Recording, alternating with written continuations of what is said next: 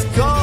Josh Allen, quarterback supreme, leading the Bills to the top of the league. Weapons by his side, and that defense hella mean. Buffalo's got a team that must be seen. I said Buffalo's got a team that must be seen. Yes.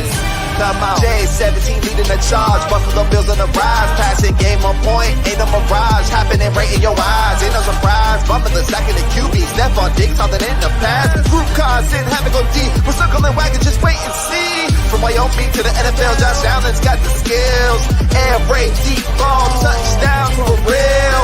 Leading the Bills to playoff drills. Real time, this ain't no drill. Cold game, we're giving them chills. Check the score, now you know the deal. Nickel City Mafia.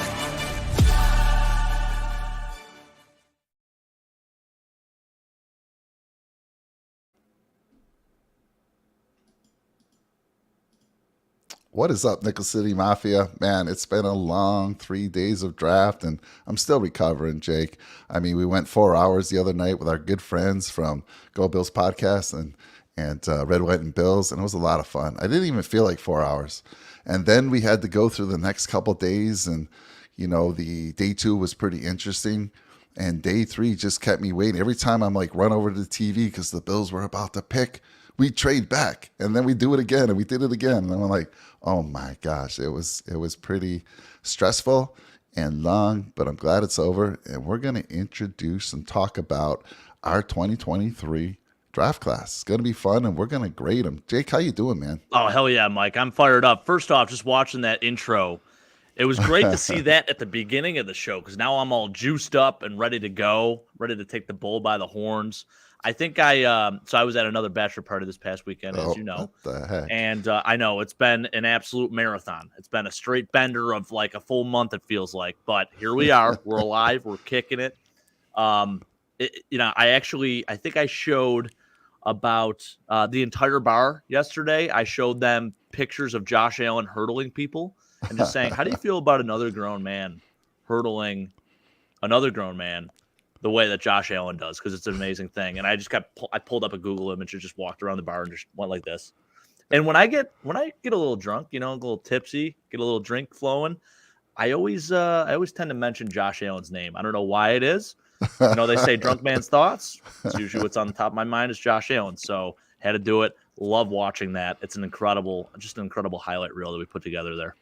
Yeah, well, last year we kind of broke it out, using it as an outro a few times in some of our shows, but been waiting to get back to it and put it on the intro, and so there it is. Yeah, it's fantastic, and I actually love that. It is exciting, and it gets you pumped up. And you know what else gets you pumped up is talking about this 2023 NFL draft class. Kind of a strange draft, and we're going to get into it. And not only are we going to introduce you to the new Bills players, but we're going to grade them. But we're going to use a really unique grading system. It should become the standard. I mean, it was developed in 2021. I think all the experts are going to start picking up on it. And it is known as the Jersey scale. What the hell's the Jersey scale, Mike? Yes, this is what all the experts are using. We're going to talk about each player, and we're going to grade them based on the Jersey scale. And what are the 4 grades? It's basic. Are you willing to drop your $200, your jersey money, on this player? And you have 4 grades. It's pretty straightforward. You pass on it? No, I don't like the pick, or too much of a risk at this time. You have the option to put it on layaway. And Jake, you're kind of young. Do you know what layaway is? I was at the end of that. I think I was like about 5 years old the last time I heard what layaway was. And I just remember it was a thing at like Ames. There was a store called Ames around here. You probably remember Ames. Yeah. And I just remember I'm always saying layaway, put it on layaway. You're allowed to put it on layaway. So you might have to fill us all in on that, Mike. Yeah. So back in the day, from me in Buffalo, my mom was a single mom raising 2 kids. And of course, Kmart was back there, and Hills. And I actually worked at Hills. Before I got into tech, I was in retail. I was an operations manager for Hills. And I don't think Hills is there or Kmart anymore, right? Am I correct? Kmart's gone officially. Yeah. And I think Hills is gone as well. Have you seen any Hills? I haven't even heard of Hills, to be honest with you. So the Ames store, you haven't heard of Ames. Woolworth, I'm really dating myself with some of these stores. But yeah, being a son of a single mom, she didn't have a lot of money. So the best way that you can actually get your merchandise is go reserve it. So when you put it on layaway, you would go run into that store, get what you want. In this case, it's going to be a jersey. You're going to take it to the layaway department, and you're going to put a small deposit down on it, and they're going to take it, put it away for you, and it's all yours after you finish paying it off. And I think it was come in every 2 weeks and make a payment on it. The nice thing about the layaway, though, is if you decided to change your mind for whatever reason, something didn't go the way you thought it was going to go. In this case, you might think a player is going to be really, really good and the Bills don't utilize him or something like that, or he just doesn't turn out. You can go and get a refund and pay just a small fee, just a small restocking fee. So layaway was a great way to get merchandise for those that on lower incomes and didn't have any credit. And so I think it was in the 80s that it started to disappear. So it was used widely in the 60s and 70s, and it goes way beyond the 60s as well. I'm just talking about from my knowledge of it. So you can put it on layaway, or you can buy now. Buy now, you are all in on this player. You think this player is going to have an immediate impact, and you can't wait to go place the order. And then, of course, the big one. This is going to be the rarest. It'll be surprising. Maybe we'll have one of these today. I don't know. But you're going to buy two and frame one. This player is so good. He's a generational talent. And you want to wear one of those jerseys, and you want to frame the other. Put it in your man cave, your girl cave, whatever cave you got going on. You're going to hang that thing of beauty up, probably get it autographed, and it's just going to be there for years to come. So that is the jersey scale. What do you think, Jake? I'm fired up. I can't wait. I'm excited to see what you have for your rankings as well, Okay. Mike. We'll probably match on a couple, but let's get into it. Let's talk about our first player drafted in round 1, pick number 25. The Bills move up 2 spots, and they draft tight end Dalton Kincaid, 6'4", 246, runs a 4.7 140 out of Utah. And Jake, I'm going to let you talk about all these players, and I'll give you my thoughts. Try not to look at my jersey scale, but I see you looking already. I want to get your score as well. But talk about this young man. Yeah. So, you go back to draft night. We were live when this pick happened, and I think the initial reaction was a little bit of confusion because first off, we traded up. So at that moment, you had to think, "Oh, baby, we're gonna make a splash move here," and obviously, I knew who Dalton Kincaid was. I did a little research on him, watched some film, watched some tape. Highly recommend you watch the USC tape because the guy absolutely dominated. And after watching that again, this pick has warmed up quite a bit for me. And let me tell you something. Like, again, the initial reaction I think was a little confusion because it was like, it's great. Obviously, you're looking at maybe the best player available at that time, but also there were other positions that were on the board that we could have taken. There was a run on receivers, though, before this. There was also a run on tackles, as far as the top tier guys go. And DeJuan Jones, according to a lot of scouts, was not the player that we all thought he was. There's concerns with weight issues. I guess he absolutely bombed the pre-draft process. So when we ended up picking Dalton Kincaid, I think my first thought was, okay, great, love it, best player available, but how are we going to utilize this young man? Well, I think there is a plan in place. We'd be fools to think that there's not a plan in place. You're not going to trade up for a guy, take him in the first round, and just not use him. I understand, like last year with Kaiir Elam, he's a corner, can kind of rotate him in. Corner, there's a lot of guys. You rotate them in and out. Defense is more of a rotational type of deal anyways. As far as the offense goes, where your featured players are, you got to have him on the field. And this guy, he's going to be a big part of the offense. So I'm actually a lot more fired up than I was the other day. And again, like I said, this pick has totally grown on me. Also, love the number 86. I wore 86 in high school, Mike. So talking about jerseys here, I'll get into that in a minute, but hold that thought for a second. I just want to talk a little bit about this kid. He's an absolutely incredible athlete. Ignore that 40 time there because I'll tell you what, his game tape is much faster than what that 40 shows. The guy is a magician working in space. He also finds a way to always get open and come down with the ball. His catch radius, absolutely insane. Again, like I said, turn on that USC tape. He had like 17 catches for 200 and something yards and a tutter in that game. Absolutely destroyed, mossing kids, just making it look like it was the easiest thing in the world. It was absolutely incredible to watch. Where I love bringing a guy like this in is the fact that we're going to actually just use him basically as a receiver. I don't think he'll ever even put his hand in the ground as a traditional tight end. So that is super exciting to me because this is basically your Cole Beasley type player, but he's 6'4", 246. So good luck trying to cover a guy like that. Again, his game speed is absolutely incredible. He's a freak of nature. The guy's catch radius is through the roof. He's got ginormous hands. And pretty good looking dude, too. He might rival Josh Allen for best looking dude on the Bills right now. I think he's going to, for sure. So do you see those eyes? Holy smokes, Mike. I'll tell you what. So the more and more I watch on this young man, and like I said, I watched a little tape on him before. I actually had him going early in my mock. On one of my mocks, I had him going to the Packers at 13. So I'm great with the pick. We got him at 25. And the reason why we did trade up is because we felt that maybe Dallas was going to take him because Dallas was in need of a tight end. And the way that Michael Mayer and some of these other tight ends graded out, they were more in the second round. And in addition to that, I think this tight end class in general is one of the best that we've seen in about 10 years. That's what they've been echoing throughout the entire draft process, that the tight end class was really good. And they kept saying it even on draft day. So I'll tell you this. I think, again, utilization is key here. And I do think that there's a plan in place. Like I said, he probably won't put his hand in the ground. He's going to play in the slot. We'll motion him in the backfield, maybe as like an H-back at times too.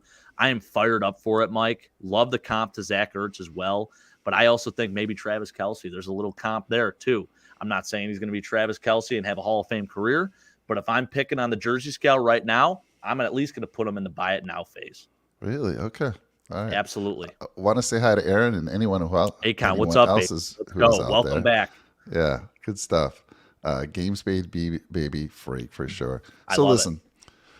So you see my scale, right? My rating here. I'm saying put it on layaway. And let me tell you why. So I agree with you. When that pick first came in, we were confused. Some of us on the channel were a little disappointed. Maybe because we thought there was better options. But let me tell you a few things that I learned. First of all the experts who get paid, all these mock drafts mean absolutely nothing. These GMs are playing poker, and they're just fooling us all the time. I mean, the amount of players that we had mocked early, the amount of players that got mocked late, crazy. Like AKA Jack Campbell, not that late, broke my heart. First, yep. So when we got to pick, we were working our way down to 27.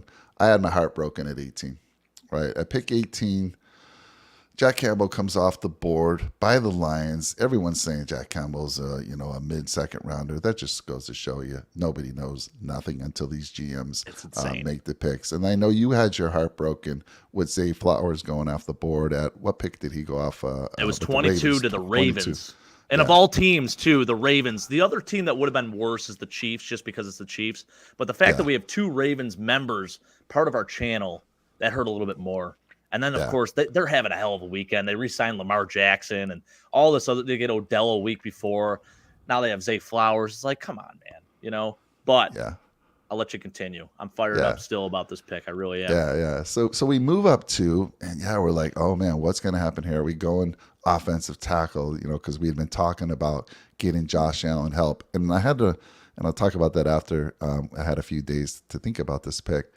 And so when we move up to and we take a tight end, when there's Michael Mayer on the board, was it Darnell Washington was on the board as well, who's just, I saw some film on that kid. And I'm like, oh my God. And he went later than expected as well. He did, 6'7", and so did Michael Mayer go later than people expected. They thought he would be the first tight end off the board. Yeah, he wasn't even number 2. Yeah, and then we're a little surprised. And I think the biggest thing that kind of bummed us out is we had to give up a pick. We're like, did we really have to move up 2 picks? Were the Cowboys really going to take this young man? And maybe they were. We'll never know. But let's assume they were. After the draft, after day 1, and I had some time to read about it. You gave me some film, and I was listening to experts. I will tell you this: Bills Mafia is split on this pick. You go on social media. I want to say there's about 60% of it that love it, 40% that say we had other needs. But as it turned out, like you said, we don't know everything. We don't, and we never will. These GMs, they talk to these players. If 32 teams pass on a guy, let's bring up DeJuan Jones, for instance, right? DeJuan Jones was expected to go in the first round. 32 teams passed on him for 3 rounds. Yeah. Crazy. There's something up, right? And our pick number 2, who fell to 59, which is just crazy, and I'm happy that that happened. But so that was the confusion. So after the show, and after reading about this young kid, listening to him talk, looking into some film, I absolutely love the kid. I love the pick. I think he has a lot of, and I can say this, actually, I'm not going to say the word anymore. I learned a new word. He has a lot of promise. Yeah. And I want to, I was running, I'm a little bit of a nerd, so I was running, gathering some numbers here. And I want to talk to you. My concern here, Jake, the only reason I'm putting it on layaway is, are the Bills going to utilize him properly? Like you said, is he going to be on the field 70% of the snap count? Because that's what he needs to be. And I'm going to run through some past number 1 tight ends here just recently and talk about some of the numbers that they saw. And I want to hear what you have to say as far as what you think we should expect to see in year 1 of this young man's career. So let me go back to one of the more recent first rounders, and that was Kyle Pitts. First year, Jake, 110 targets, 68 receptions, 1,026 yards, but only 1 touchdown, which is crazy. Yeah, wild. 2019, Noah Fant, first year, 2019. By the way, this young man had Joe Flacco, Drew Lock, and Brandon Allen thrown to him that year. Crazy. He had 66 targets, Jake, 40 receptions, 562 yards, and 3 touchdowns. And then you go to TJ Hawkinson, who was drafted by Detroit, first round 2019. He had 59 targets, 32 receptions, 367 and 2 touchdowns. Hayden Hurst had 23 targets. David Njoku, sorry, I always mess up his name, 60 targets. And of course, you had Evan Ingram back in 2017 with Eli Manning thrown to him. He had 115 targets. And then O.J. Howard, of all this group, probably the biggest bust of them all, he had 39 targets his first year, but he had 6 touchdowns, which is kind of crazy. He had the most touchdowns of any of those first rounders that I talked about. So red zone was big for him, obviously, that year. And then let's talk about some of the comps that you mentioned. So believe it or not, did you know what year Zach Ertz, I'm sorry, not year, did you know what round he was drafted in? He was a 2nd round pick, I believe. Very good. So his first year, he had 57 targets, 36 receptions, 469 yards, and 4 touchdowns. After that, he went crazy. Yeah. I mean, his numbers skyrocketed. Yep. Right? And then you have Kelsey. Believe it or not, he was a 3rd rounder. Mm-hmm. Isn't that crazy? 3rd rounder. And he only played 1 game in his rookie year. But in his 2nd year, he went for 87 targets, 67 receptions, 5 touchdowns, and 862 yards. He had Alex Smith thrown to him. Yeah. So when you look at these numbers of these first rounders that I was talking about, on average, I think I averaged them all up. And the last 7 first rounders averaged 67 targets. And my concern is, are the Bills going to use him in the way that they should? Are they, it's kind of interesting because there is a number 1 tight end on this team already. Yep. But like you said, you have to get over that, and they're going to utilize this guy as a receiver, right? So that means you're going to put 2 tight ends out there, but you got to think of him as a receiver. So not only is he going to cut into the tight end targets, he's going to cut into the wide receiver targets. And it's crazy. I was looking at Gabe Davis. Gabe Davis had 93 targets, but his completion percentage when they threw to Dave was 51%. It was a coin flip, man. So I could see this guy eating into some of Gabe's targets. He's not going to eat into Diggs. Diggs averages, for the last 3 years, Diggs is around 155 targets a year. A lot of targets. And there's no way he's going to let anyone eat into his targets. As a matter of fact, by bringing on this guy, it might open up Diggs to get more targets. That's what I'm saying. It's going to alleviate so much pressure. And honestly, I don't see how it, even if he's just eye candy on some of those plays, I mean, it's going to help everyone around him out so much. It's going to take so much pressure off of Josh Allen. In fact, when Josh Allen got the text from Brandon Beane, I don't know if you heard this. Brandon Beane said he texted him. He just said a text, and it was just Kincaid.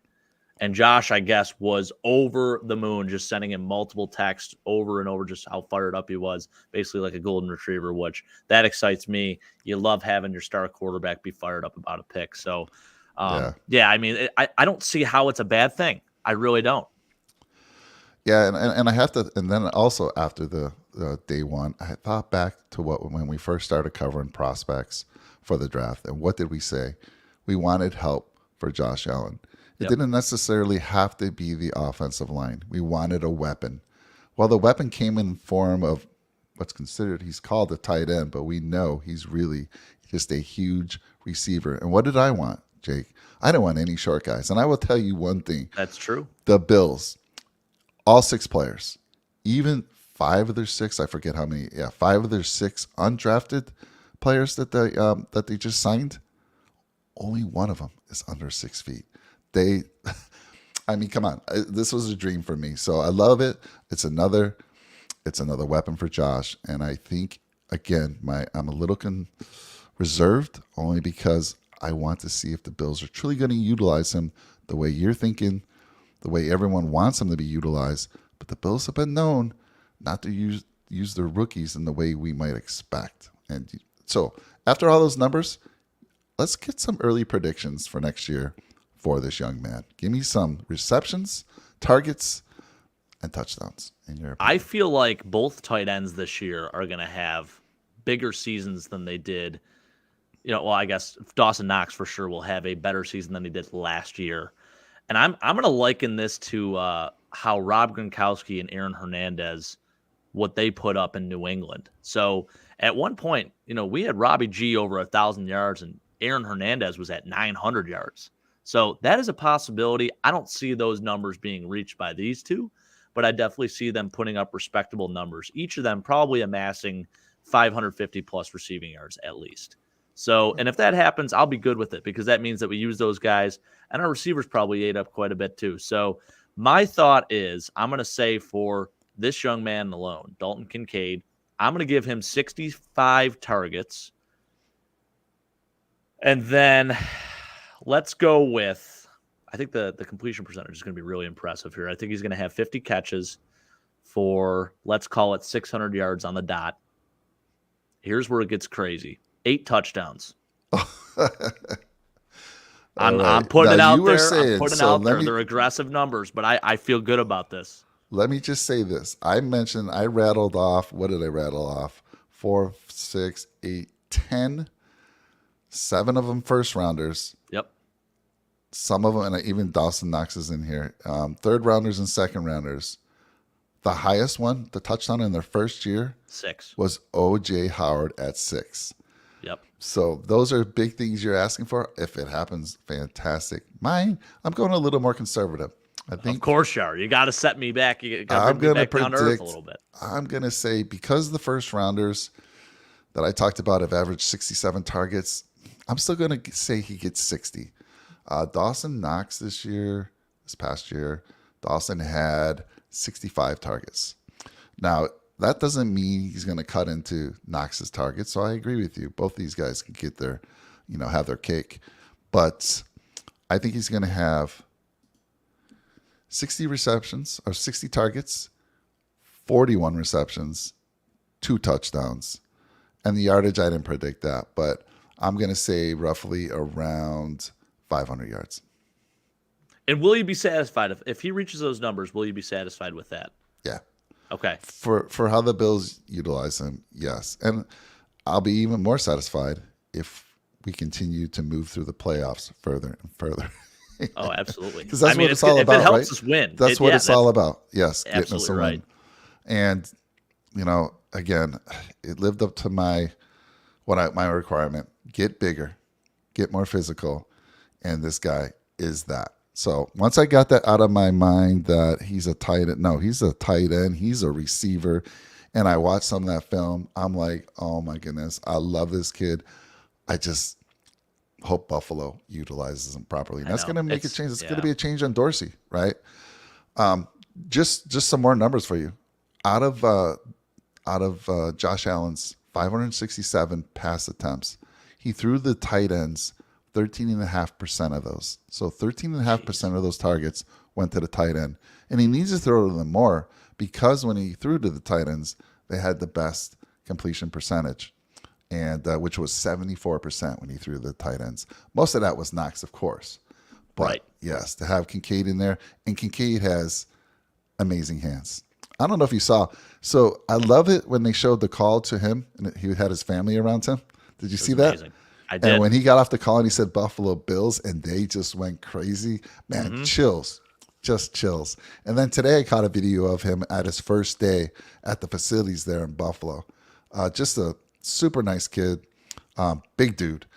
And I'm watching him walk through the facility, and every time he opened the door, and I'm like, God, these are football players. Why don't they make those doors higher? He's got to duck. He's going to hit his head, but he didn't duck. Yeah. But he's a big dude, well-spoken.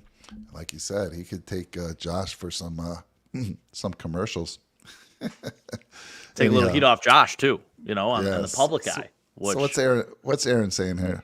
Yeah, so first off, my nickname with Aaron is Pablo. I don't know. This started back when so Aaron and I worked together. Aaron is actually a former tight end, Mike. He played at the University of Buffalo. Guy's an absolute stud. He's a beauty. And his first career game was against Rutgers as a true freshman. He tells me the story all the time. That was his aha moment to what real Division I football is. So this guy knows a thing or two about what he's talking about. So anyways, this is a very good point. I love what he's saying here. Yep. I love the recklessness just because I love guys that are gritty and go out there and play like it's backyard football. But I do agree. Obviously, Josh has to protect himself. I think Josh knows it too because he's only getting older. And the older you get, the body doesn't take the hits as well as it used to. So I totally get it. But, I mean, again, like he's saying here, it's an easy safety valve for him. And honestly, the way this guy works in space, I mean, it is Travis Kelce-esque, which I love to see. And that is not an easy thing to find. It is an art. Cole Beasley was the best slot receiver at finding ways to get open in space. I mean, the way he created separation, he wasn't the fastest guy by any means, but the way that he was able to work in space, especially with option routes and all that stuff, it was beautiful. And this is exactly what this guy can do. But he's 6'4", 246, so good luck. Good luck defending that. And then he goes on to say about Steph Diggs, he's trending back towards the Minnesota days character-wise, has to be in concern. Yeah, I mean, it is a little erratic from what we've seen, compared to previous years. I know the first year, obviously when we lose in the AFC Championship to the Chiefs, you saw Steph, he was just out on the field, and you could tell he's just trying to take the moment in. And then we go and we lose in the divisional round. And I think things started to get a little dicey after that point. We head into this next season, this past year, and, we're firing on all cylinders. Steph's getting targets.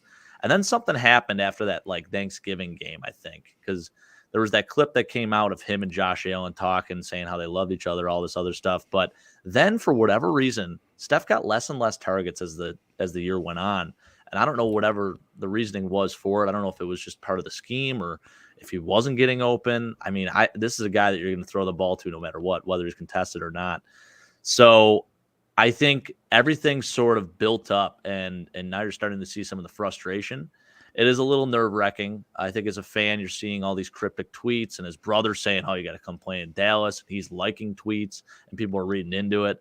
I think Steph is a huge troll on social media purposely, but it doesn't sit well with the fan base. I don't think it sits well with management either. I don't know. Maybe they've addressed it. Maybe they haven't. Josh says things are good, but of course he's going to say that. So I guess we'll see what happens. I hope it's not an ending like it was in Minnesota. I want to keep Steph Diggs for the entirety of his career here if we can, throughout the rest of his career, at least not the entirety of his career. But I hope he has another good 3 years in him at least. So let's keep our fingers crossed there. Yeah, then, I agree there. I mean, just was it a year ago or 2 years? I think it was last year that he was so excited to be a captain on the team, right? Yeah. And this is not how a captain acts. This is not how a leader acts. And it is childish. And yes, I want him to be there. I think the Bills are in their Super Bowl window, and we need him. We need him. So hopefully they talk. And again, I am disappointed as well. You just don't do that as a leader whatsoever. And then what do we got? Go Bills. Brett. What's up, Brett? Everybody. Let's go, baby. Yeah. So to also talk about your point about the target slowdown. Well, the defenses came up with a game plan, man, and it was we weren't adjusting. It was cover Davis with your best, your best corner, and put 2, 3, whatever, shut down Diggs, and it was working. It was working, and I love the fact one way if you're worried about if you don't have an offensive line or you're worried about a specific player on your offensive line, get the ball out quick, like AK Joe Burrow does, and throw it to these big physical guys. There ain't no corners going to be able to get the ball from these guys. Just throw it to them. Let them use their weight and their physicality to move the chains another 3 yards after a 5-yard catch. We saw the Bengals do it. So let's go. I agree. And Mike, or not Mike, Brett, I love what you're saying here. Potentially using, and there's that word again, moving, Steph in the slot, Kincaid in the slot, in the red zone specifically, because those guys are going to win the one-on-one matchups. They're going to win inside. They're tough, gritty guys, especially with a guys this size. He's going to win that matchup every time. So I love that. And then you put Justin Shorter, we'll be talking about in a little bit here. Yeah. You got him and Gabe Davis, who are just tall freaks of nature. Just go up and get it. I love it. I think that is a huge mismatch, man. You run 4 wide like that with that personnel specifically, one of those guys is going to come down with the ball. So absolutely love what you're saying here. Yeah. All right. Well, we spent 30 minutes on a first round draft picking. It's well deserved. Well deserved. And like I said, one of the disappointments was like, man, we really wanted a good offensive lineman, tackle or guard. But guess what? We got a gift handed to us on day 2. Let's get into it. Yes, O'Cyrus Torrence falls to the Bills at 59. I don't know how that's possible. He was, early on in our mock drafts, it was all about Cyrus. And then when they signed, who's the guard out of Dallas? Connor McGovern. When they signed him and they signed another free agent, we're like, yeah, they probably think they're okay. But no, they did not. When this gift was handed to them, they ran to the podium and took it. Talk to me, Jake, about O'Cyrus Torrence. I was mocking him in the first round to us for about a month and a half straight, Mike. And then for whatever reason, I decided to go off of that train. But I can't tell you how happy I am that this young man fell to us. I understand this year's guard class was very interesting. In terms of where they ranked these guys, a lot of them were basically just ranked as second-round picks. So for him to fall to us, even where it was at 59, I mean, that's pretty late in the second round. So it was a gift. It honestly was a gift, and the Bills did a hell of a job making the move here and pulling the trigger because he's a day one starter in my book. I think what's going to happen is he's going to actually play left, or I think he'll probably play in place of Ryan Bates. And then we're going to have Connor McGovern on the other side. So it's going to be a beautiful thing. Really good comp to Tyree Phillips, former Raven, current New York Giant. The guy is a mammoth. Hat on a hat football. This is where this guy thrives. And you know what's really interesting about this? There may be a little bit of a change in the scheme with Aaron Cromer, not using that zone run blocking scheme. I think this is going to be hat on a hat football, just moving people, moving mountains, because this is what this young man can do. So I am so thrilled about this.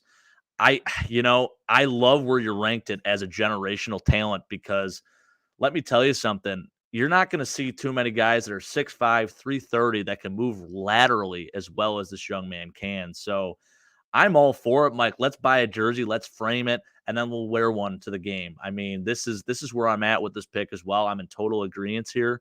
I'm over the moon about this. I mean, I couldn't be happier. I think at that point in the second round, when we took this young man, I was on cloud 9 Friday night. I'm like, oh my gosh. How did he fall to us? How do we get so lucky? Sometimes you got to have a little luck on your side. And then, of course, you get the incredible weapon in the first round. So Josh has got to be absolutely thrilled at this point in the draft, seeing that he's getting extra protection.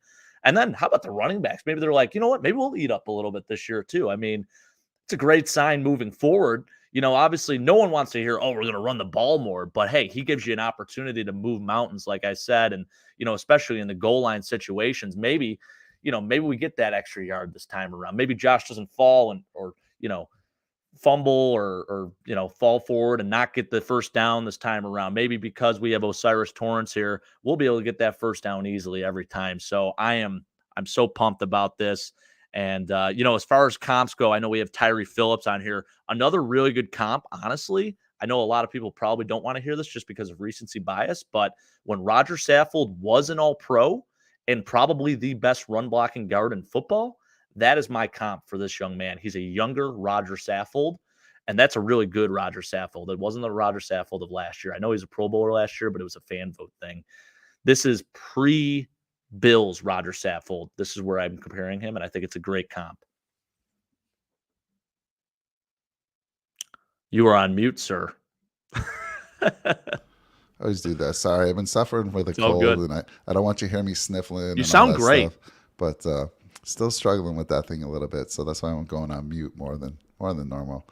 But yeah, I mean, in 2021 as a junior, he gave up 4 quarterback hurries, 1 quarterback hit, and no sacks. And then he transfers to Florida, right, in his senior year, and he allowed a solid 8 quarterback hurries, no quarterback hits, and once again, no sacks. So his last 2 years, penalty-free as well. Penalty-free as well in 2022. Dude. And playing in the SEC. Are you kidding me? Yeah. I love it. I love that we also brought one of his teammates over who we're going to talk about in a little bit. So absolutely. I mean, we were all a little bummed, like, oh man, we need the offensive line, and Bills Mafia, you got it right here. You need that 3rd and 1. You need that 4th and 1. Guess what side I'm running over? Guess what side? That man right there. Absolutely. And Bates has got to be a little bummed, but he's like, hey, I'm still getting paid my millions if I even have to be a backup. But it's good to have that depth. I do not see, and I hope that, again, the Buffalo Bills utilize him the way we're expecting, and he's the day one starter. Absolutely. For sure. And actually, so Brett, this is definitely a jersey that I want. I'm loving the 64. It's a gritty number. Richie Incognito wore 64. He had a great career here as a Bill. So it's a 54. Isn't that a 5? 54 in college, but he's wearing 64 for the he? Bills. Okay, interesting. Yep. Right. That's official because I think AJ Klein has 54, so he wasn't able to get that one.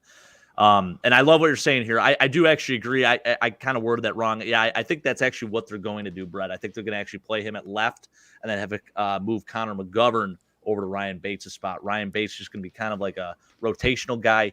And the thing with Ryan Bates is that he could still play every single position on the offensive line. So if he has to come in at center, he can do it.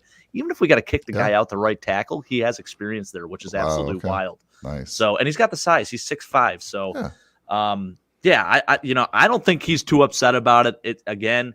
It's nice to have a depth piece and a guy that's actually started meaningful football games as a backup as well. So, I love what you're saying here, Brett. I totally agree. And it's going to be interesting to see how we do, address the blocking scheme. Are we going to stay in that more zone scheme, or are we just going to move mountains and just freaking hat on a hat football straight ahead, just take guys and move them downfield? Because this is exactly what Osiris Torrence offers. Yeah, that's what one of your friends who was on a show on our 4-hour show, Scott, he put in the comments, is like, get away from that scheme blocking now. Right. Bye-bye, he said, scheme blocking. Yep. Don't get me wrong. I mean, Bates and Torrance has to prove himself. He has to earn that spot. And but everything we know about this young man and what we know about Bates, don't get me wrong, Bates has been very serviceable. I have nothing negative to say, but he's not a generational talent like this young kid is. And I hope day one we see this guy in the starting lineup. Absolutely. Yeah. I think we will too. Need another Richie. You see what he's saying? Oh, yeah, I love it. I agree. We're missing an attitude on that offensive line, no doubt. At first, I was thinking he's going way back with Jim Richard, but there we go. Another good guard. Yes, I love it. All right, well, let's get into it. So, love this pick. Then let's get into the 3rd round. The 3rd round comes, and this, my friend, was a little. I don't know. When you thought the Dalton Kincaid pick was little controversial. Yeah, well, I'm past the Dalton Kincaid one now. I'm happy. Osiris, I'm like, yes. Yep. Are we going to go for the hat trick? Are we going to go back to back to back on the offense? Nope. I get a little deja vu. I'm like, deja vu, 3rd round, Dorian Williams? Yeah. Are you kidding me? Round 3, pick 91, linebacker, 6'1", 228, 4'4", 40, out of Tulane. And you see it right there. I'm going to let you talk about this young man first. go ahead before I even say my jersey scale, even my jersey grade, and even talk about it. But yeah, to you. Well, this was my linebacker prospect. When we were talking about linebackers, this was a guy that I actually wanted to target, but I thought he was more of a day 3 guy. So taking him in the 3rd round, obviously a little bit of concern there just because maybe it was a touch high. And then we hear that he's not even going to play. He's going to be a special teams guy, which I think we need to be realistic about this, though, too, because, I think right now, this day and age, you're thinking rounds 1 through 3, those guys should be day 1 starters. Well, look at the Bills roster right now. It's tough to crack this lineup in general. So, last year, Terrell Bernard didn't start. I think he started 1 game, and it was due to injury. So, from what I'm understanding, they're going to play Terrell Bernard as the Mike linebacker this year to start off. And it's basically his job to lose. So, it's going to be really interesting to see how this kind of plays out. We do have A.J. Klein, too.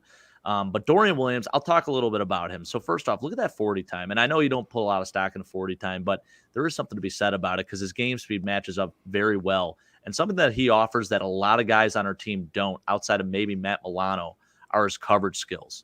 The guy can cover receivers, Mike. He can run sideline to sideline. A lot of people said his instincts are a little too adequate. They're not great per se, but his tackling is extremely impressive. You look at what he did in the Cotton Bowl against USC. Guy had 17 tackles. I think he was the defensive MVP of that game.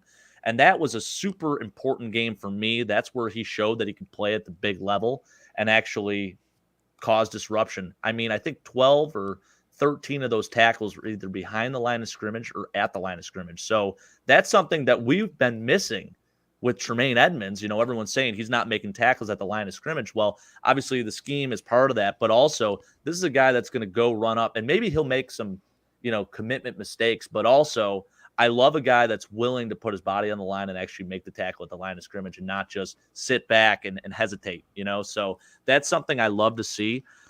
Again, I'm a little upset because it sounds like he's going to start on specials here, which is okay, I guess. And I'm hoping he has a really good camp and we can just put this conversation to rest and he's the actual replacement for Tremaine Edmonds. But it sounds like he's going to be playing will linebacker behind Matt Milano. So, it's an interesting pick. You hate seeing a 3rd rounder not play when we could have maybe taken a guy that will play day 1 at a different position. So I think that's where a lot of fans are more up in the air and really upset about this whole debacle here. Because it's like deja vu from last year, like you said, Mike. It's like we draft Terrell Bernard. You're excited about it. It's like, oh my gosh, this is the eventual replacement maybe for Tremaine Edmonds, which it looks like it's going to be this year.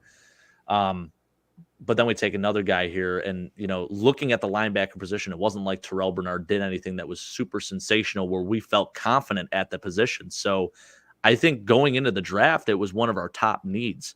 So we talked about guys like Jack Campbell, Drew Sanders, and even Drew Sanders. He was available at the 2nd round. We took Osiris Torrence, which I was fine with. Yeah. But, obviously it's still something that we have to address. And it's a position where you want a guy that's going to step in and play right away. So, that's where it gets a little dicey with this whole thing here, because it's like he's not gonna start.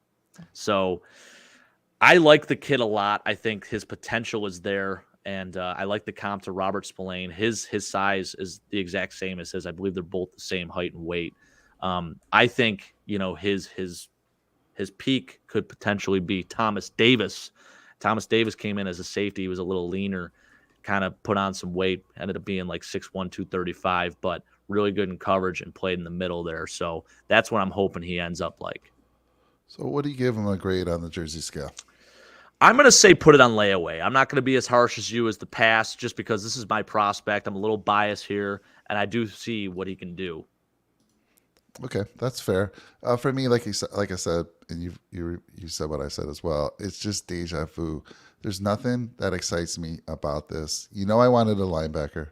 Broke my heart when Jack Campbell was taken. Drew Sanders was also there, but again, I would have rather between those two. I would have rather gone with Osiris, hands down. Yeah. But there was, as the draft went on, and again, when we covered our linebacker prospects, we picked 5. That's all we did. We really only covered 5. But as the draft went on, and I was seeing these other teams pick these linebackers, I'm looking at them. They're 6'4", they're 6'5", they're bigger, they're more physical. And to me, I don't know, Jake, I know you said this is a younger game now, and we're going to have these smaller, faster linebackers running side to side, but they're going to get clobbered by these big offensive line. I don't know how you stop the run. That's my only concern. Anyhow, I'm going to give it a pass, and especially because I thought they were going to go back to back to back. DeJuan Jones was on the board. If you're going to gamble with Dorian Williams, why don't you gamble with somebody who could be a generational talent? I know a lot of people let him go. He went quickly after early fourth round. So the Bills were at the end of the third round, and DeJuan Jones was taken by Cleveland in the fourth. Right. And again, we don't know everything. 32 teams passed on DeJuan Jones for 3 rounds when that young man was mocked early day 1, day 2 at the most day 2, and he fell. I'm sorry, round 2. He fell to round 4. Anyhow, I would have taken DeJuan Jones, and then I would have been like, boom. I mean, thank you. I've gotten what I wanted. Let's now just put some icing. Yeah, at that point, you're just taking best available. Yeah, let's just go. Yeah. So anyhow, we'll see. It's a pass for me, and it's a pass because I just don't like the pick here at the spot. I think there were some other options. But Topper, I wanted to say, stay with us for just a few more minutes. We're going to talk about that prediction that you have right there. Yeah, we'll pull that up when we get to it. Yeah. I mean, it's not far. It's the next one. Are you good with Dorian right now? Can we move on? Yeah. I'll say this. This is my last thought on it. Love the prospect. Hate the fact that he's just going to be a special teamer. Yes, exactly. That's where I'm at with it. All right. Well, so a little disappointing here. I'm happy with Osiris. My emotions are like on a roller coaster right now. And then I'm driving. I had to get in the car and I had to go make some errands, run some errands for my wife. I'm trying to get updates from our group chat that we got going on. And you tell me that they just took a receiver. I'm like, who is it? Who is it? Yeah. And it's Justin. There's nothing short about me shorter. I'm like, Jake, who is he? He said, all you said is they took a receiver, Mike. And then I start looking and I saw 6'4", and I stopped. I said, they had me at 6'4", but not only 6'4", 229 pounds, runs a 4.55 40 out of Florida, teammates with Osiris, which is fantastic. Dude, this is a beast right here. This is a man. Did you see those? I mean, he's got a photo out there with just him with no shirt on, and oh my goodness. Shredded. I mean, you have Brandon Marshall there. I had like this is hopeful. This is I mean, Brandon Marshall's a Hall of Fame receiver, so it is a very, very high praise. But when you look at the physicality he brings, the size, the speed, and then I was like comping Mike Williams from the Chargers, very similar. I was also comping, remember Anquan Bolden? Oh, I love Anquan. I mean, not Anquan's quite a little shorter, but yeah. A little gritty. shorter, exact. But just Bolden just had those muscles. The dude was a stud. So absolutely love this. And let's bring up Topper's point right here. Yeah. Okay, guys, so I'll make my prediction. Shorter will become something in between DK Metcalf and A.J. Brown. He gives off those vibes. He will overachieve his draft status. Hot take. I'm with you on this one. That's why I put it on layaway. He's got me interested. I'm going to reserve that jersey, and I'm going to be watching this one closely. Let me throw it to you, Jake. Yeah, salivating. Honestly, salivating over this because we don't have a receiver that's over 6'3" on the team. Now we officially do. So this is really, really great to see. It's a true outside receiver as well. All we've been doing, it seems like, is taking slot guys, signing slot guys, not actually signing an outside guy. So I'll tell you this, I am fired up as hell about this pick, and it was someone that we probably should have covered when we were talking receivers. Obviously, I'm big on the Zay Flowers train, but we're getting the total opposite in terms of size with this young man. A current comp, which is pretty good, I think, and if he even becomes this guy, I'll be pretty happy with it, is Brian Edwards, receiver for the Saints right now. South Carolina guy, too, so he's near and dear to my heart. I'm a big South Carolina fan. I saw what he did there. But very similar in size, can be a red zone threat. And I do think there is room for him to continue and make an impact on this team. You know, even if he's on a practice squad to start, I think he'll actually get called up and probably be a red zone threat. So Yeah, I love it. I'm hoping he could be a shell of DK Metcalf. That would be incredible.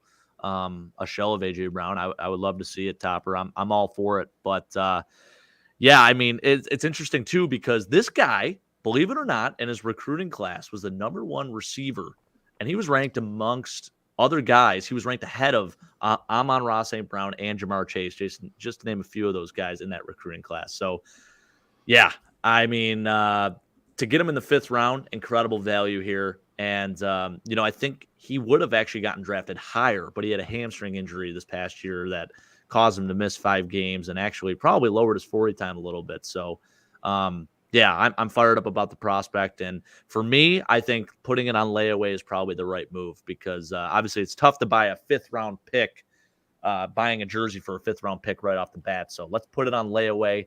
Hopefully it becomes a generational talent.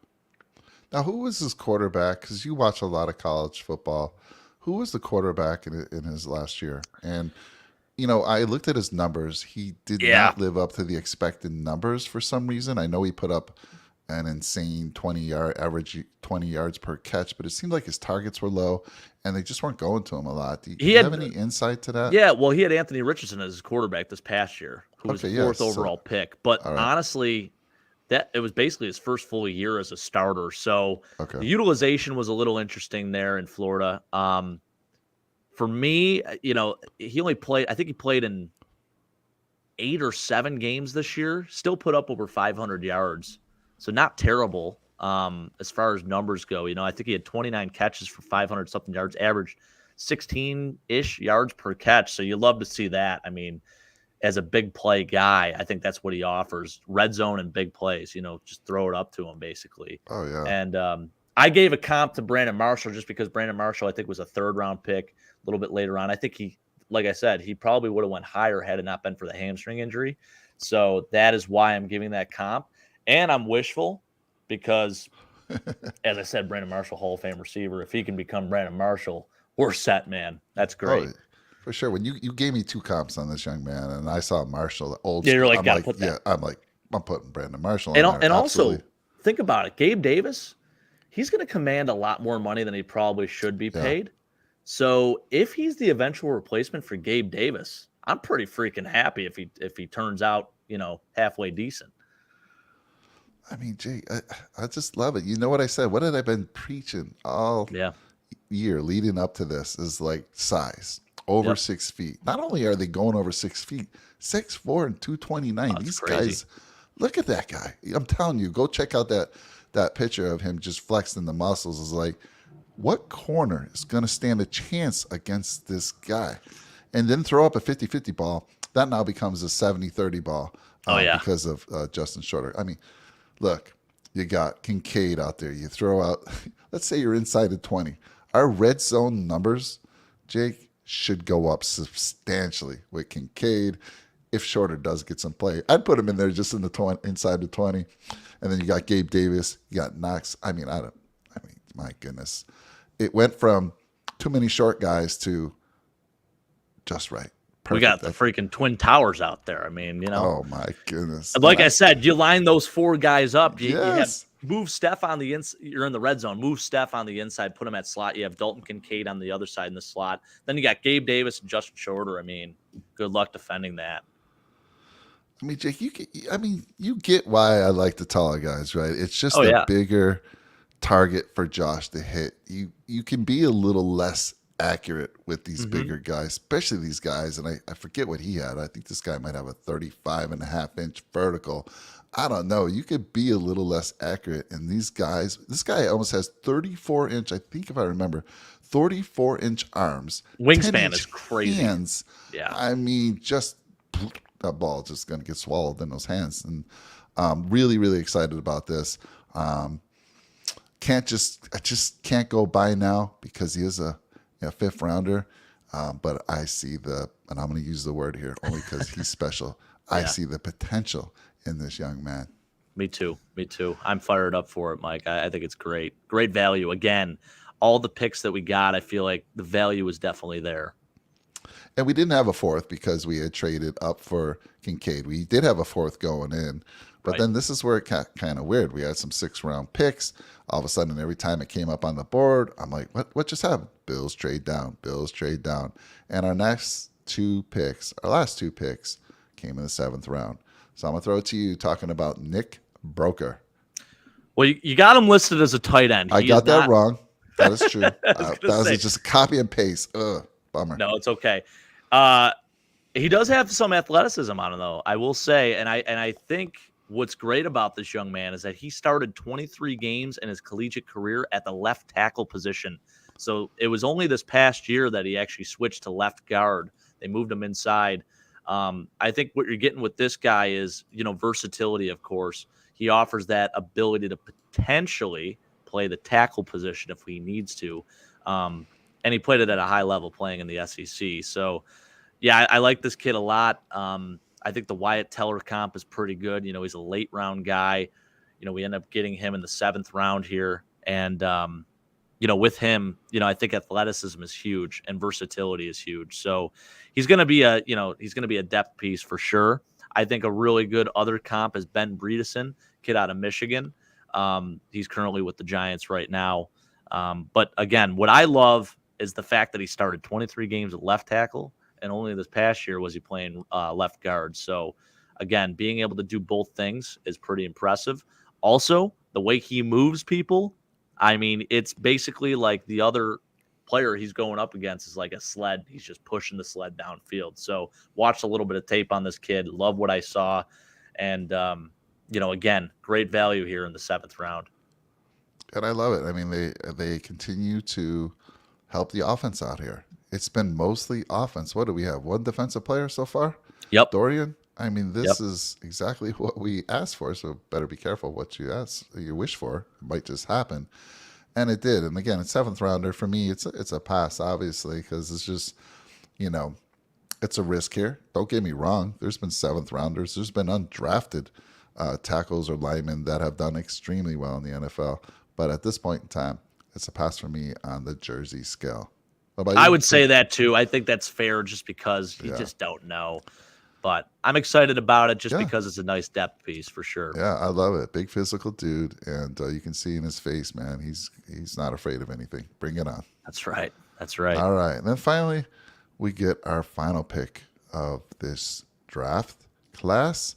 Alex Austin, cornerback. Again, guess what, Jake? 6'1". Yep. Not quite at the 200 I want, but if he has a couple Big Macs, he's going to hit that 200 easily. 4.55 40 out of Oregon. Talk to me about this pick. Yeah, what I love about it is that he could play a little bit of bump and run. He could play some press.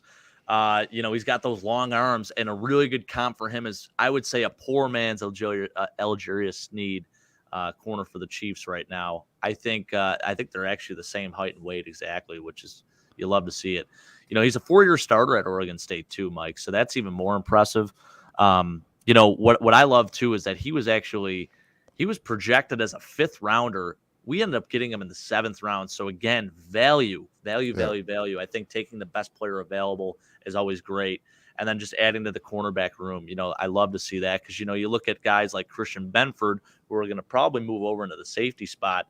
You need another guy to fill in and play corner. So, and you see what we do with these late round corners. Sean McDermott, these guys just churn these dudes out and they end up becoming stars and, end up playing pretty well for us in the system. So, I like the pick here. Long, lengthy arms, nearly Mr. Irrelevant. And the value here is just awesome to see. So I think he's great in the zone scheme. But again, he does give you the ability to play a little bit of bump and run, can play a little bit of press, and really, really physical as well. So that is something that you love to see out of a guy like this. I love the size, love the lengthiness, and I'm here for it. I am going to probably say pass like you just because it's a 7th round pick. It's hard to tell. You know what? Actually, I'm going to upgrade it just because I know our history with corners, so we'll put it on layaway for right now. Yeah, the only reason I didn't go layaway is because it's a tough room. I mean, it is. Corner, but the defensive back, I feel the Bills is one of the places we're kind of stacked at, right? I mean, of course, we could always use depth because we think, Micah Hyde and Jordan Poyer, the odds that one of them get injured again is, if I was a betting man, it's high right now. And Christian Benford, like you said, he's going to slide back. He's going to play some safety. I'm pretty sure. I think he's going to be fantastic. I love the fact that the kid can play corner. He did an amazing job at corner. Started the year as the starting cornerback for the Buffalo Bills. And if it wasn't for injuries, who knows? He might have still given Kyer Elam a run for his money, but Kyer started to get more and more playtime later on in the year. So I love it. It's going to be a tough room to break and get in and make that final roster. But who knows? He might also make a practice squad player. But I love it. 6'1", 195. I'm all in. You had me at 6'1", Jake. You had me at 6'1". That's right. 5 more pounds too, and then you're really all in. 5 pounds. It's easy. We can put that on in a night. That's Mike's criteria for corners. He needs him to be above 6 foot, 6 foot at least, 200 pounds minimum. Get him out the bar, Bill. Get him a bunch of wings, pizza. And my goodness, the next morning he'll wake up, he'll be 205. I love it. Yeah, I mean, you come to Buffalo for even a day, you're probably going to put on about 5 pounds. If you have any of the food in the city here, I mean, it's with the food there, it's easy for these guys. So listen, everyone, we got one more slide. We're just going to briefly go through the undrafted folks that the Bills picked up. I do want to talk about Brett's comment here. So he says, go ahead, with the Bills drafting Alex Austin, do you think Trey White's days are numbered? It's a valid question. You're already sort of hinting at, he was hinting at retirement even last year. And, just talking about how he loves spending time with his family and, being able to do a lot more things, outside of the facility, when he wasn't with the team. So, yeah, I mean, it's maybe a little bit of insurance too for the future. You just don't know what's going to happen. So it's a very valid point, Brett. You don't know. I hope Trey's here to stay for a little bit, maybe play out this full contract and then maybe sail off to the sunset after that. But yeah, I mean, I think there's definitely something to be said about that for sure. And then lastly, I'm going to say one more comp for this young man, and I'm hoping it's the case. Another Pac-12 guy from back in my era when I first started liking football, Chris McAllister. He is a Raven, so if Chris and Rick, if you guys are watching, you probably love that comp. If he's like Chris McAllister, I'll be fired up as hell. But they're very similar in size and weight. Both played in the Pac-12. Both have that lengthiness. Both can play press. So that's going to be my peak for this young man, Chris McAllister. And if he is, that's beautiful. I love it. Well, listen, we're going to go through one more slide. But I do want to say, if you're new to the channel, please like, comment, and drop a nickel on that subscribe button. And give us your jersey scale rating. Give us your grade for each of these. Are you passing on this person? Are you dropping your $200? And that's how I want you to think about it. Are you dropping your hard-earned cash? No, you're not going to DH Gate. I don't know anyone who goes to DH Gate and buys those imitate. Oh, wait a minute. I'm sorry. I'd be lying if I said I didn't know someone who does that. I would say about 75% of those jerseys you've seen probably from DH Gate. So, but we're talking. Guilty. NFL commissioned, NFL sanctioned jerseys, $200. Right. Yeah, we are representing the Shield essentially on this show, so we got to look out for that. $200. Just give them a grade. Pass. Put it on layaway. If you don't know what layaway is, do a quick Google. It was an amazing thing for folks back in the 60s, 70s, even earlier than the 60s. By now, you just got to have it. You're basically on Fanatics right now, and you're waiting for the jersey to be released. Hopefully they have a pre-order, and you're all in on it. And then buy 2, frame 1. You're going to wear one all the time. You think this person's a generational talent, and you're going to get one framed and hang it in your cave, your man cave, your girl cave, any cave. I don't care what it is. You're going to put that up. And the Bat Cave. It's going to be proudly represented in a frame. Next to Jim Kelly.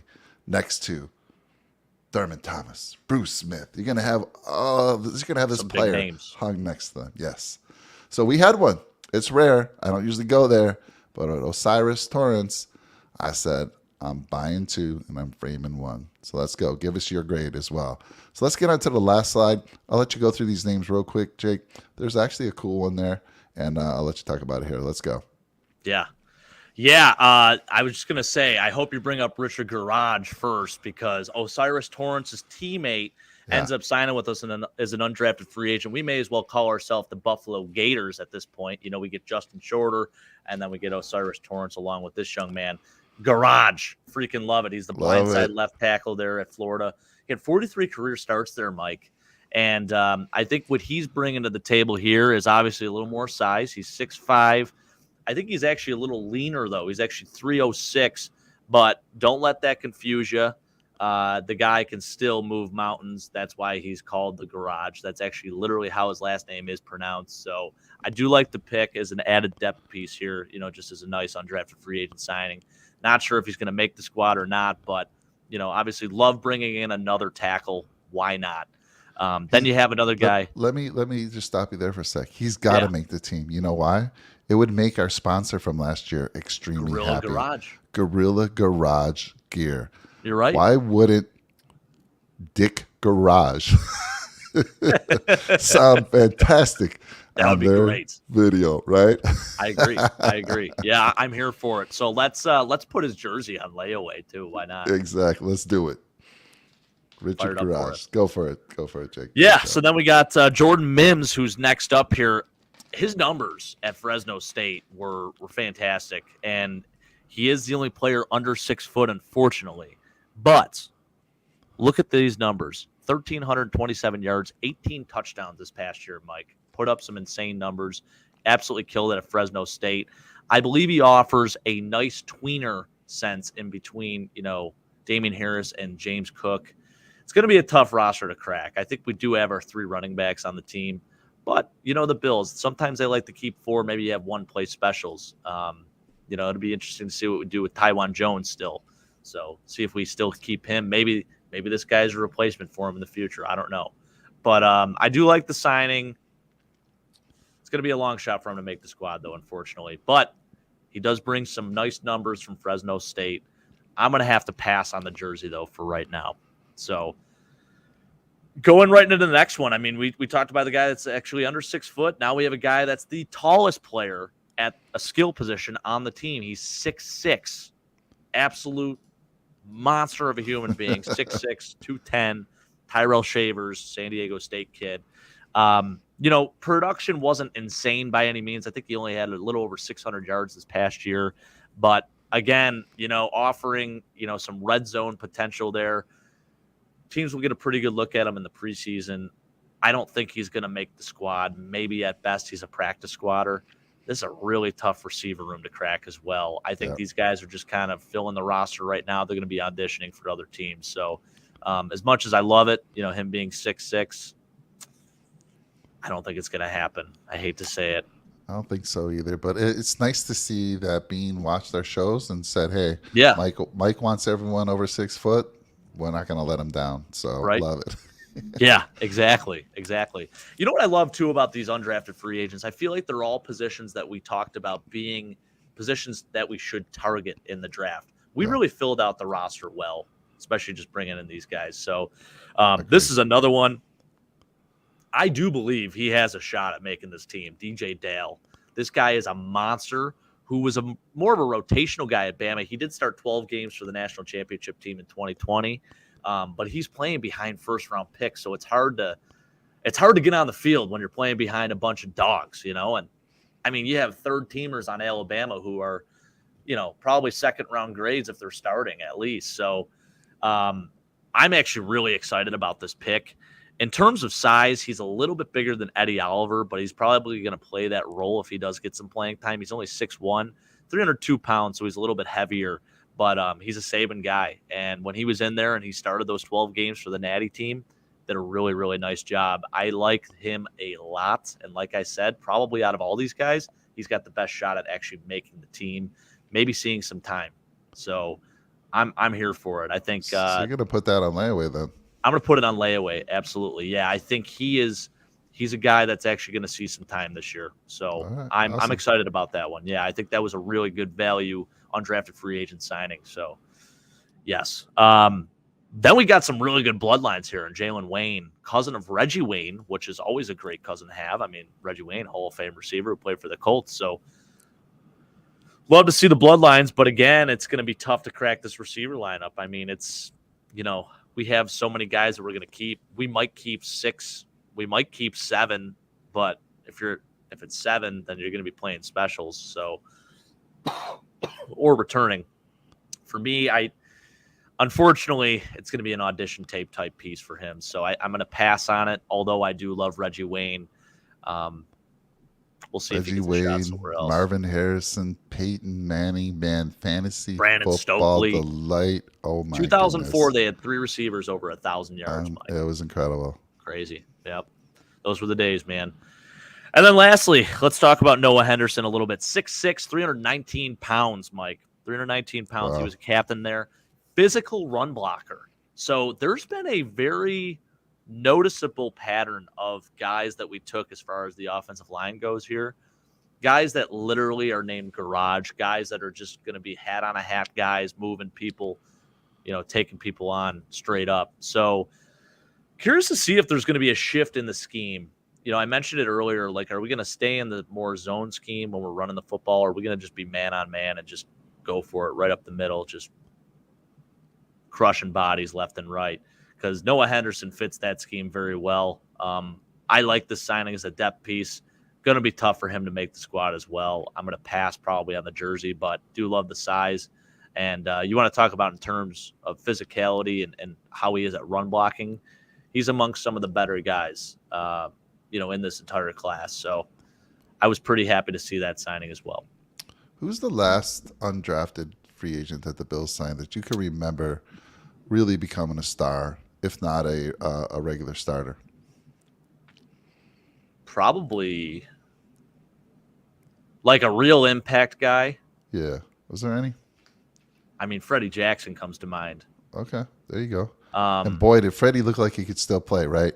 Oh, man, I know. The guy got up on the let's talk stage. about I was that like, a little bit. dang. Yeah. Freddie, come on. Let's go. Yep. What's it going to take to sign you one more year? Yeah. And then there was another kid that we just signed too from UB. Not Jared Patterson, his brother. My gosh. Jordan Patterson, I think it is. He's a linebacker from UB. And I think it's Jordan Patterson. We signed him too? We did. James Patterson. Okay. I'm sorry. He was on the undrafted. Yeah, he's a little undersized. It's going to be a long shot for him to make the squad, I think. But that was another dude that we ended up signing later on that day. All right. Well, cool. Well, that does it. Hopefully you enjoyed the show. You get to see what we're going into the next year, what this draft class looks like. There's a lot of promise with many of these positions, and I can't wait. I mean, I will ask you this real quick, Jake. Give me 3 or 4 guys that are going to be on your radar now, because we talked a lot during the draft, right? Or pre-draft, about players that we thought were kind of gems, hidden gems. Do you have 3 or 4 guys you're going to keep a close eye on that we didn't draft? Who are those going to be?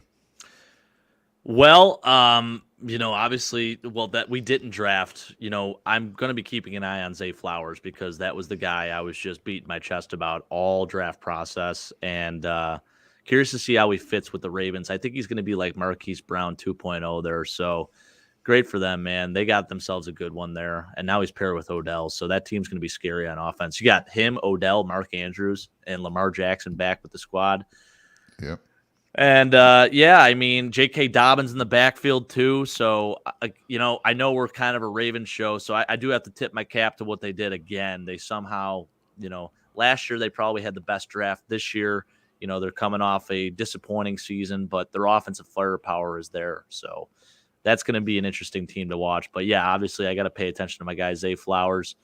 How about the Patriots? First team since 2000 to take a kicker and a punter in the draft. They took Chad Ryland, the kicker, and then they took the kid out of Michigan State. His name, I'm drawing a blank on his name, but he looks like Rodrigo Blankenship. He has those safety goggles. It's incredible. So Bill Belichick just doing Bill Belichick things. I know. Obviously we're going to keep an eye on those two. If you're drafting a kicker and a punter, those are going to be your guys. You're not going to just cut those. Only you would say that because you're a special teams guy. We got to talk about it. Teams guy. I know you love it. Yeah. And it's interdivision too, so we will be seeing a lot of them.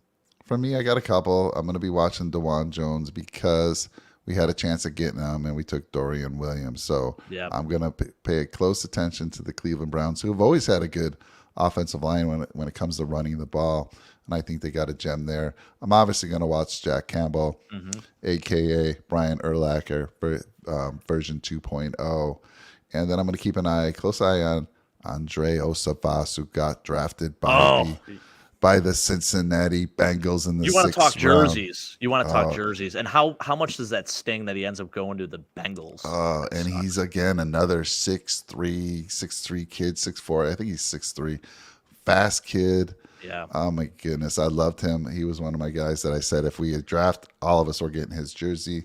And then of course, so we'll see him. We play the Bengals, and then we'll see this guy twice a year, Mr. Zach Kuntz, drafted in the 7th round, 6'7", 6'8", depending on where you look, 245-pounder, 40-inch vertical tight end. Are you kidding me? The Jets got it. The Jets got a gem there. I'm going to be paying close attention there.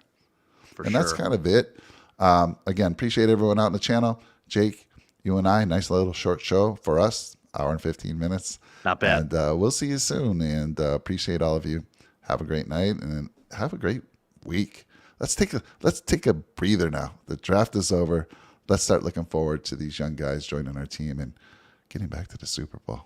That's right. And hey, just so you guys know, most of the outlets out there gave the Bills in between like a B+ and an A for the draft grade. So I'm pretty happy with that. Obviously, you could only put so much stock into what the media is saying, but good sign to see that, you know. For sure.